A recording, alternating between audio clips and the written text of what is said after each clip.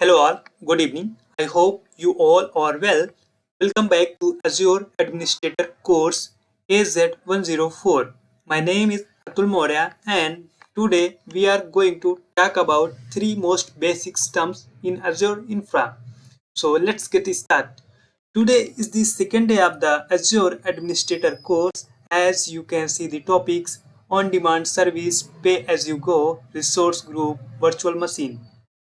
Basically, today we will discuss about these topics on demand service, resource group, virtual machine. So let's go. Here is on premise drawbacks. Basically आज हम लोग बात करेंगे on premise के drawbacks.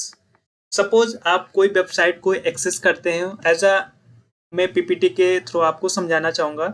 हम एक client के through इस चीज़ को, अगर हमारे पास कोई आईआरसीटी या कोई भी वेबसाइट है, हमने आईआरसीटी की एक रेलवे की वेबसाइट को यहाँ पे लिया है, उसका एग्जाम्पल लिया है और ये हमारे एक क्लाइंट है. ये क्लाइंट आईएसपी के थ्रू ये जो आईआरसीटीसी की वेबसाइट है ये इसको एक्सेस कर रहे हैं. बट ये ऑन प्रोमाइस के केस में है. ऑन प्रोमाइस का मतलब ये होता है, मैंने कल के टॉपिक्स में बताया था कि ऑन प्रोमाइस क्या होता है. जो उनके खुद के सर्वर्स होते हैं उनको सारी चीज़ें, उसके फिजिकल जितने भी रिसोर्स होते हैं खुद मैनेज करने पड़ते हैं. यहाँ पे समझने का मतलब ये है, उनके जो हार्डवेयर कॉन्फ़िगरेशंस होते हैं सर्वर को बिल्ड करने के लिए, वो सारी चीज़ें उन्हें खुद से मैनेज करनी पड़ती हैं.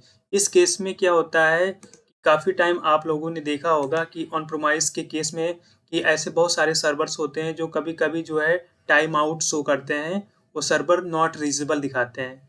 मेन रीज़न ये होता है कि उस सर्वर के जो ट्रैफिक्स होते हैं, उस सर्वर के ट्रैफिक्स में सपोज रैम की फॉल्ट आ गई या नेटवर्क इशू आ गया, प्रोसेसर का इशू आ गया, पावर की इशू आ गई या इंटरनेट का इशू आ गया या वायरस के अटैक्स हो गए, तो ये ऑन प्रोमाइस के केस में बहुत ही ज़्यादा इसके ड्रॉबैक्स हैं. सपोज अगर आप एक सर्वर को बिल्ड करते हो तो उसके लिए आपको एक अच्छा सा सॉफ्टवेयर, आपका एक अच्छा सा हार्डवेयर कॉन्फ़िगरेशन होना चाहिए जिसके अंदर रैम, रोम, नेटवर्क और प्रोसेसर, पावर और इंटरनेट जो कि और सिक्योरिटी सारी चीज़ें अच्छी हों, बेस्ट क्वालिटी की हों, जहाँ पे आपको कॉम्प्रोमाइज़ ना करना पड़े, आपका server all time highly available रहे. तो ऐसे में क्या होता है कि जो ऑन प्रोमाइस कंप्यूटिंग होता है ये सारी चीज़ें फुलफिल नहीं कर पाता है. तो ऐसे में बहुत सारे ड्रॉबैक्स हैं इसके.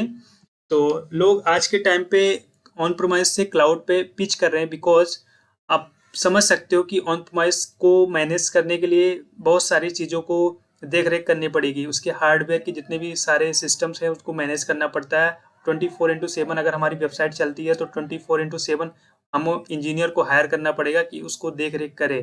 तो ऐसे में हम लोगों के लिए काफ़ी चैलेंजिंग ऐसा टॉपिक्स हो, ऐसा मतलब चैलेंजिंग हो जाता है इस चीज़ पे. तो ऑन प्रोमाइस का एक ऐसा ड्रॉबैक है, अगर आप कोई भी वेबसाइट को ऐसे, जो आप जानते हैं कोई भी रेलवे की मतलब सरकारी वेबसाइट या कोई भी वेबसाइट जो ऑन प्रोमाइस की, आज के टाइम में सारी जितनी भी वेबसाइट है वो धीरे धीरे ऑन प्रोमाइस से क्लाउड पे शिफ्ट हो रही हैं. क्लाउड का मतलब ऐसा सिंपल सा ये है कि आपको वहाँ पे फिजिकल रिसोर्स को मैनेज नहीं करना पड़ता है. ऑन प्रोमाइस के केस में आपको फिजिकली जितने भी उसके रिसोर्स होते हैं वो सारे मैनेज करने पड़ते हैं.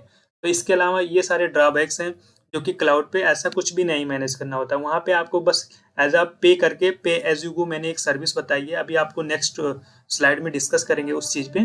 तो एक सर्विस है जहाँ पे हम लोग रेंट के तौर पे उस चीज़ को एक्सेस कर सकते हैं थ्रू द इंटरनेट. अभी आपको वहाँ पे कोई फिजिकली रिसोर्स मैनेज करने की ज़रूरत नहीं है.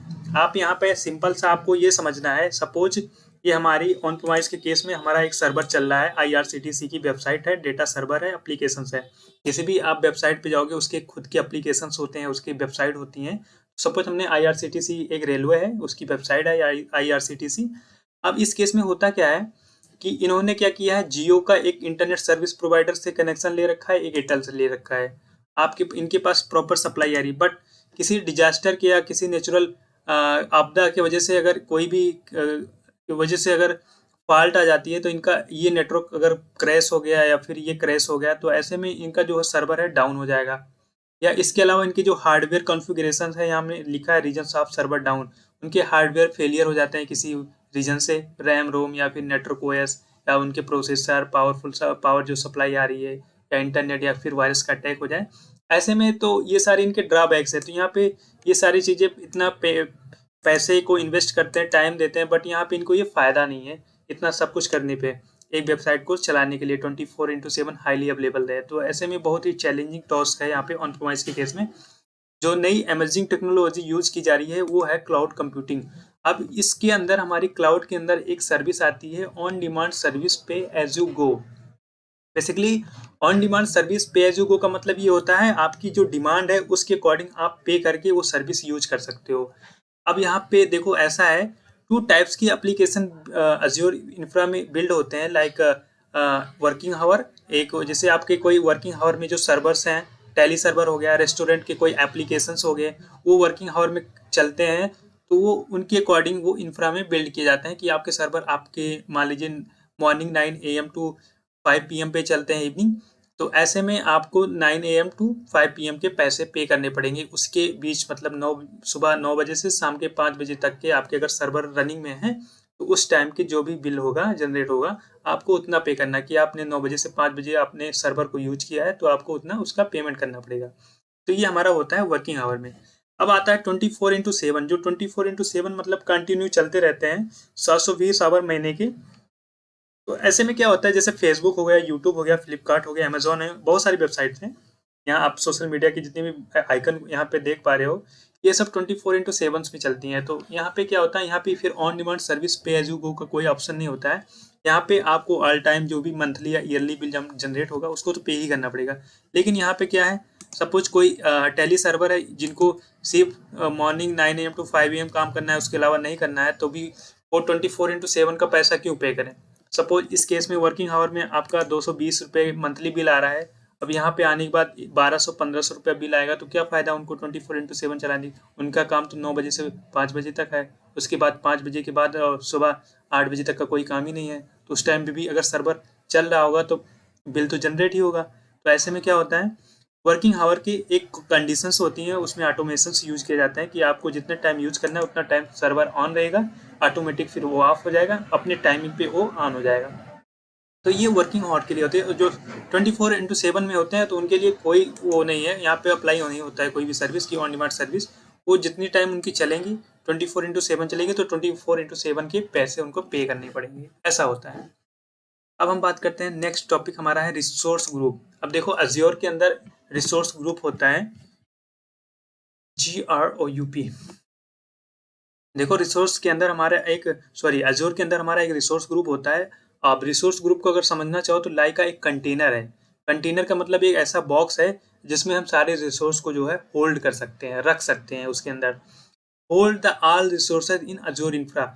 अब देखिए अज्योर इंफ्रा में बहुत सारे सर्विसेज हैं, वर्चुअल मशीन है, ऑटोमेशन है, वर्चुअल नेटवर्क है, VPN है, बैकअप्स हैं, स्टोरेज है, ट्रैफिक मैनेजर है, लोड बैलेंसर है, डेटाबेस है। तो ये सारी चीज़ें अगर सर्विस हम परचेज करते हैं तो इसके लिए हम रिसोर्स ग्रुप में इन सबको होल्ड करेंगे। जो सर्विस हम यूज करेंगे वो कहाँ होल्ड होगा, रिसोर्स ग्रुप के अंदर होगा। रिसोर्स ग्रुप होगा, रिसोर्स ग्रुप के अंदर हमारी बहुत सारी चीज़ें आती हैं। NIC होता है, सबनेट होता है, वर्चुअल नेटवर्क होता है, CPU होता है, वर्चुअल मशीन होता है, डिस्क होता है, ब्लॉब होता है, स्टोरेज होता है। तो ये रिसोर्स ग्रुप होता है। जब भी आप किसी कस्टमर का रिसोर्स ग्रुप बनाते हो तो उसके लिए जो रिक्वायरमेंट होता है, कभी आप जब भी आप अज्योर पे काम करेंगे प्रोडक्शन लेवल पे, तो सबसे पहले कस्टमर की रिक्वायरमेंट को समझना होता है कि कस्टमर की क्या रिक्वायरमेंट है, वो किस रीजन का है। सपोज अगर इंडिया का है तो इंडिया के अंदर 3 डेटा सेंटर्स हैं, सेंट्रल इंडिया, साउथ इंडिया और वेस्ट इंडिया। तो अकॉर्डिंग उसकी लेटेंसी हम चेक करते हैं अज्योर पोर्टल पे। इस अज्योर स्पीड टेस्ट पोर्टल है, वहाँ से हम लेटेंसी को चेक करते हैं कि सबसे नियरेस्ट लेटेंसी क्या है। ये सारी चीज़ें हम प्रैक्टिकल के थ्रू बताएंगे कि कैसे क्या रिसोर्स बनता है। अभी आपको यहाँ पे ये समझना है कि रिसोर्स ग्रुप बनाने के लिए क्या क्या रिक्वायरमेंट होती है। रिसोर्स ग्रुप का मतलब सिंपल सा आप ये समझ सकते हैं, एक कंटेनर है, एक फोल्डर है। जैसे आप मोबाइल में फोल्डर बनाते हो, उसका कुछ नाम दे देते हो, तो यहाँ पे भी एक फोल्डर है। अब उस फोल्डर के अंदर आप कौन कौन सी सर्विस को यूज कर रहे हो उस फोल्डर के अंदर रहेगा। कि आपको कभी फ्यूचर में चेक करना है कि हमारी सर्विस कौन कौन सी चल रही है, कौन कौन सी नहीं चल रही है, तो आप अपने फोल्डर के अंदर जाके अपनी सारी सर्विस को देख सकते हो। तो ये फोल्डर बनाने के कंडीशंस होते हैं। अब यहाँ पे आपको 3 टर्म्स याद रखने हैं। जब भी आप रिसोर्स ग्रुप बनाओगे तो रिसोर्स ग्रुप नाम देना पड़ेगा। सपोज हमने यहाँ पे रिसोर्स ग्रुप नाम TCS-RG दिया है, रीजन में सेंट्रल इंडिया, मैंने सेंट्रल इंडिया लिया है। आप यहाँ पे जो कस्टमर जहाँ का होगा हम उस कस्टमर के अकॉर्डिंग उसके लोकेशंस को, रीजन को सिलेक्ट करेंगे। यहाँ पे हम अपने अकॉर्डिंग नहीं लेंगे। जब भी जिस भी कस्टमर का रिसोर्स ग्रुप बनाएंगे, जो भी इंफ्रा बिल्ड करेंगे, तो उस कस्टमर की हम नीड को जान के, उसके पूछ के, उसके अकॉर्डिंग हम जो है इंफ्रा बिल्ड करेंगे। सब्सक्रिप्शन में always pay as you go का सर्विस होगा। ये आपको रखना है। ये हम आपको दिखा रहे हैं, जब अज्योर पे आप काम करेंगे तो उसके रिसोर्स ग्रुप बनाने के जो पैनल्स होते हैं वो कैसे शो होंगे। आपको ये प्रोजेक्ट डिटेल्स पूछेगा, आपको रिसोर्स डिटेल्स पूछेगा। रिसोर्स डिटेल्स में आपके अंदर रीजन्स आएगा और प्रोजेक्ट डिटेल्स के अंदर आपके पास सब्सक्रिप्शन और रिसोर्स ग्रुप का नाम आएगा। तो मैंने यहाँ पे लिख दिया, ये रिसोर्स ग्रुप बनाने के लिए ये 3 टर्म्स होते हैं, ये आपको याद रखने पड़ेंगे कि ये चीज़ पूछी जाएगी वहाँ पे। अब बात करते हैं नेक्स्ट है, अभी आपको हम ये अज्योर के रिसोर्स ग्रुप जब प्रैक्टिकली चीज़ें करेंगे तो हम वहाँ पे सारी चीज़ें आप प्रैक्टिकली दिखाएंगे कि कैसे हमारा जो है रिसोर्स ग्रुप बनेगा, वर्चुअल मशीन कैसे बनेगी, कैसे रन करेगी, कैसे चलेगा, कैसे हम उसका एक्सेस ले सकते हैं। आज हम आपकी थ्योरी को यहाँ पे कंप्लीट करेंगे। कल हम इसके प्रैक्टिकल्स को देखेंगे कि कैसे इसको प्रैक्टिकली में हम देख सकते हैं। ठीक है, तो अब बात करते हैं हमारे पास वर्चुअल मशीन। अज्योर के पास वर्चुअल मशीन होती है, जो भी ऐसा समझो, एक वर्चुअल एक मशीन एक सर्विस है अज्योर के अंदर। अगर आप यूज करते हैं तो वर्चुअल मशीन्स यहाँ पे 2 टाइप्स की बिल्ड की जाती हैं। 2 types of Azure virtual machine build in Azure infra. Infra के अंदर, अज्योर इंफ्रा के अंदर 2 टाइप्स की वर्चुअल मशीन बिल्ड होती हैं। विंडोज वर्चुअल मशीन होती है, एक लिनक्स वर्चुअल मशीन होती है। जो लोग वर्चुअल विंडोज की वर्चुअल मशीन पे बिल्ड करते हैं, मतलब चलाना चाहते हैं, उनके विंडोज होते हैं। जो लिनक्स पे काम करते हैं उनके लिनक्स होते हैं। मैंने विंडोज के और लिनक्स के मैंने ऑपरेटिंग सिस्टम पहले ही डिस्कस कर लिए हैं, क्लाइंट ओएस, नेटवर्क ओएस क्या होता है। अब विंडोज देखिए, आपको जब भी वर्चुअल मशीन बनाएंगे, या तो वर्चुअल मशीन आप नेटवर्क साइड के लिए बनाएंगे, या तो सर्वर के लिए बनाएंगे, या तो क्लाइंट के लिए बनाएंगे। इसके अलावा आपको जब भी वर्चुअल मशीन बनाएंगे तो उसमें आरडीपी पोर्ट पूछेगा। आरडीपी पोर्ट जब वर्चुअल मशीन विंडोज के लिए बनाएंगे तब आरडीपी होता है, उसका पोर्ट नंबर जो होता है 3389 होता है। और जब ये हमारा वर्चुअल मशीन बन जाता है, बिल्ड हो जाता है अज्योर पे, तो हमारे पास एक कमांड होती है, विंडोज प्लस आर प्रेस करते हैं, उसके बाद रन आता है। रन में हम cmd टाइप करते हैं, उसके बाद हमारे पास एक पैनल शो होगा, पॉपअप शो होगा, उसमें लिखते हैं mstsc। एक कमांड होता है रिमोट डेस्कटॉप को ओपन करने के लिए। उसके बाद जब हम mstsc को इंटर करते हैं तो वहाँ पे एक आईपी मांगता है, जो कि हम जो वर्चुअली एक वर्चुअल मशीन बनाते हैं क्लाइंट के लिए या फिर नेटवर्क के लिए, तो यहाँ पे उसकी आईपी, पब्लिक आईपी को यहाँ पे हम इंटर करते हैं। फिर हमसे पूछता है यूजर नेम एंड पासवर्ड, और वो भी हम यहाँ पे जब वर्चुअल मशीन बनाएंगे तो उसमें user name and password create करेंगे। अभी हम आपको दिखाएंगे कि कैसे क्या है नेक्स्ट टॉपिक पे। बस आपको इतना समझना है, ये कमांड होती है कि विंडोज प्लस आर करेंगे तो रन आएगा। फिर रन के अंदर हम cmd टाइप करेंगे, cmd एक पैनल होगा, उसमें हम क्या करेंगे mstsc करेंगे, उसके बाद आईपी डालेंगे, फिर यूजर एंड पासवर्ड डाल के इंटर कर जाएंगे। ठीक है, सॉरी यहाँ पे हमारा cmd नहीं होगा, रन के अंदर mstsc डालना है, फिर आईपी डालना है, यूजर एंड पासवर्ड, ये आपको याद रखना है। आप नेटवर्क के लिए या फिर क्लाइंट के लिए जो भी वो बना रहे होंगे सर्विस अपनी वर्चुअल मशीन, उसके लिए इमेज भी सिलेक्ट करना पड़ता है, पासवर्ड यूजर भी लेना पड़ता है। और एक चीज़ ये है कि जब भी आप एज्योर पे काम करोगे तो free of cost internet provide करता है एज्योर माइक्रोसॉफ्ट, हाईली अवेलेबल रहता है, इसमें आपके सर्वर डाउन नहीं होते हैं। और एक खास चीज़ ये है कि अज्योर के पास जो 3 टर्म्स हैं, ये जो हमारे यूजर्स हैं, ये आप कभी भी अगर आप इस नाम से यूजर क्रिएट करते हैं अज्योर पे तो ये रिजर्व्ड हैं। ये 3 नाम से हम लोग जो है अज्योर पे अपने यूजर नेम्स नहीं बना सकते हैं। पासवर्ड और यूजर जो होता है ये आप VM को एक्सेस करने के लिए बनाना पड़ता है। तो यहाँ पे अगर यूजर नेम में रूट एडमिनिस्ट्रेटर या रूट लेते हैं तो ये बाय डिफ़ॉल्ट रिजर्व्ड होते हैं, इसको हम कोई छेड़खानी नहीं कर सकते इसके साथ।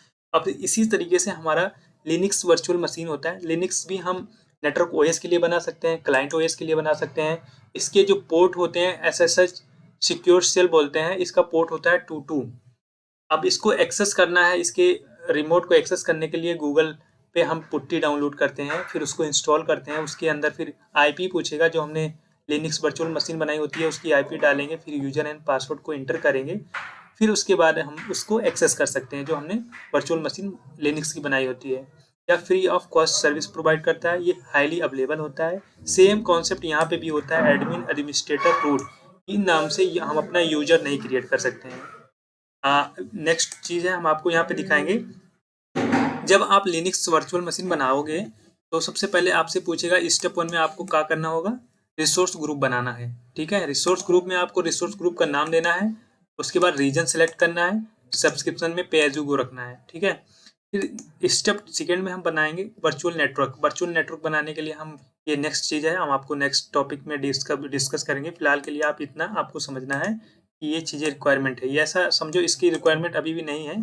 अगर इसको नहीं भी लेते हैं तो बाय डिफ़ॉल्ट ऑटो जनरेट हो जाएगा वर्चुअल नेटवर्क, इसकी हमें कोई दिक्कत नहीं है। लेकिन ये हमारा जो टॉपिक है स्टेप थर्ड में ये जितना चीज़ है ये आपको याद होना चाहिए। रिसोर्स ग्रुप को सिलेक्ट करना है। वर्चुअल मशीन जब हम उसके सर्विस को क्रिएट करेंगे तो आपको रिसोर्स ग्रुप सेलेक्ट करना होगा, जो आपने यहाँ रिसोर्स ग्रुप बना रखा था ये वाला, यहाँ पे शो हो जाएगा, चूज कर लेंगे। फिर रीजन ऑटोमेटिक डिटेक्ट हो जाएगा, सब्सक्रिप्शन भी ऑटोमेटिक डिटेक्ट हो जाएगा। फिर वर्चुअल मशीन का हम यहाँ पे नाम लेंगे, इसकी इमेज लेंगे। सपोज हमने लिनक्स पे काम करना है तो लिनक्स के लिए अबंतु सर्वर होता है, सर्वर साइड क्लाइंट साइड के लिए। इसकी साइज क्या चाहिए, अब हमको कॉन्फ़िगरेशन की साइज कितनी चाहिए, कितने कोर की रैम, कितनी कोर की उसकी प्रोसेसर चाहिए, कितने जीबी की रैम चाहिए। फिर इसका पोर्ट जो होता है 22 लेना पड़ेगा। इसके अलावा हमको क्या लेना है, यूजर नेम पासवर्ड बनाना पड़ेगा। ये कॉम्प्लेक्सिटी है, थोड़ा सा ऐसे ही बनाना पड़ेगा, कोई उसका वो नहीं। आप चाहे तो सेम रख सकते हो, ये यूजर एंड पासवर्ड सेम रख सकते हो। अब SSH को कैसे एक्सेस करना है वो भी हमने बता दिया। सबसे पहले आप वर्चुअल मशीन के पब्लिक आईपी जो बना रखा है उसका कॉपी करना है। उसके बाद गूगल से हम पुट्टी डाउनलोड करेंगे, उसको इंस्टॉल करेंगे सिस्टम में। फिर उस आईपी को यहाँ पे पेस्ट करेंगे। फिर पोर्ट 22 को सेलेक्ट करके यूजर नेम और पासवर्ड जो यहाँ पे बनाया है इसको डाल के हम उसके लिनक्स वर्चुअल मशीन को एक्सेस कर लेंगे। ये लिनक्स वर्चुअल मशीन को एक्सेस करने के सारे ये चीज़ हैं। अब हम कल जब प्रैक्टिकली इस चीज़ को देखेंगे तो हम आपको बताएंगे कि कैसे एक्सेस होगा ये। आप यहाँ पे देख सकते हो making process of Windows server virtual machine. Windows server अगर आपको बनाना है, यहाँ पे हमने लिनक्स सर्वर बनाया था, अब यहाँ पे हम विंडोज सर्वर बनाएंगे तो उसके लिए क्या होगा, एक रिसोर्स की जरूरत होगी। रिसोर्स ग्रुप आप सेम इसी प्रकार से बनाएंगे। रिसोर्स ग्रुप का नाम देंगे, रीजन देंगे, सब्सक्रिप्शन देंगे। उसके अलावा वर्चुअल नेटवर्क से आपको कोई वास्ता नहीं है, अभी हम बाय डिफॉल्ट लेंगे, इसको आगे हम समझ लेंगे क्या है, यहाँ पे कोई लोचा नहीं है। स्टेप थर्ड में आते हैं। वर्चुअल मशीन जब बनाओगे तो रिसोर्स ग्रुप का नाम जब यहाँ चूज करोगे तो रीजन और सब्सक्रिप्शन ऑटोमेटिक यहाँ का ये डिटेक्ट कर लेगा। फिर आपको वर्चुअल मशीन का आप यहाँ पे नाम देना है, कोई भी नाम दे सकते हो, इसका कोई इशू नहीं है। फिर इमेज में आपको सिलेक्ट करना होता है आप कौन सा सर्वर पे बनाना चाहिए, जैसे विंडोज सर्वर 2012, 2016, 2019, 2022। ये सारे हम इमेज आपको पहले ही बता दिए कौन कौन से वर्जन है विंडोज के ऑपरेटिंग सिस्टम के। हम विंडोज सर्वर बना रहे हैं तो यहाँ पे विंडोज की बात करेंगे, ठीक है। तो हम सबसे पहले देख लो यहाँ पे, जब भी आप सर्वर बनाओगे तो इमेज में आप कोई भी ले सकते हो, जरूरी नहीं है। 2012 थोड़ा सा मतलब ऐसा समझ सकते हो कॉस्टली कम पड़ेगा, हम टेस्टिंग पर्पज के लिए बना रहे हैं तो हम यहाँ पे चेक करेंगे और कैसे चलता है कल को दिखेंगे। यहाँ पे साइज देख सकते हो, साइज में हमने लिया है B1C1 कोर CPU। कोर की जो साइज है वन कोर की है, 1 GB है, तो मतलब बहुत चीपर VM हम बना रहे हैं। यहाँ पे RDP पोर्ट होता है 3389। ये सारी चीज़ें आपको याद रखनी पड़ेगी। यूजर नेम और पासवर्ड हमने अपने से यहाँ बनाया है, उसके बाद हमने इसको क्रिएट किया है। उसके बाद ये हमारा वर्चुअल मशीन जब बन जाएगा, उस वर्चुअल मशीन को एक्सेस करने के लिए हमारे पास स्टेप फोर्थ में जाएंगे। RDP के उसको रिमोट डेस्कटॉप प्रोटोकॉल को एक्सेस करने के लिए वर्चुअल मशीन के पब्लिक आईपी, जो हमने वर्चुअल मशीन ये बिल्ड किया है वाला, इसके पब्लिक आईपी हमको एक शो होगी, उसको हम कॉपी कर लेंगे। उसके बाद हम अपने सिस्टम में Windows+R प्रेस करेंगे, रन ऑप्शन आएगा, उसमें हम क्या करेंगे, कमांड देंगे mstsc। उसके बाद जैसे ही mstsc करेंगे तो एक पॉपअप शो होगा, आईपी पूछेगा उस कंप्यूटर की, तो हम उस कंप्यूटर की आईपी को इंटर करेंगे। फिर हमसे पूछेगा यूजर नेम एंड पासवर्ड। फिर हम यूजर नेम एंड पासवर्ड को जैसे ही इंटर करेंगे हमारा RDP एक्सेस हो जाएगा। बस आज के लिए इतना ही। कल के लेक्चर में हम सारे प्रैक्टिकल्स को देखेंगे, रिसोर्स ग्रुप कैसे बनाना है, वर्चुअल मशीन्स कैसे बनाना है, लिनक्स वर्चुअल मशीन कैसे बनाएंगे, विंडोज सर्वर मशीन कैसे बनाएंगे, सारी चीज़ें हम कल डिस्कस करेंगे इसके अलावा। सो आज के लिए बस इतना ही। Thank you so much.